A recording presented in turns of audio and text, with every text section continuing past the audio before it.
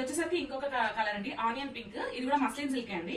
మనకి neck part వచ్చేసి కొంచెం డిఫరెంట్ గా వచ్చింది. రౌండ్ నెక్ వచ్చేసి మనకి ఇదంతా కూడా మనకి embroidery and thread work and మనకి కర్దానా బీట్స్ వచ్చాయండి.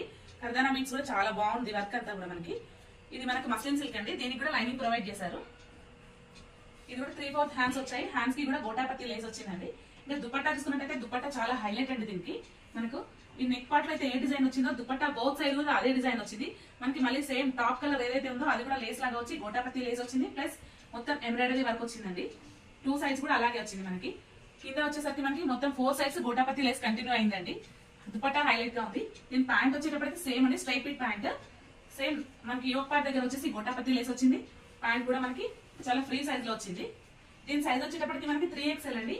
దీని ప్రైస్ కూడా 1799.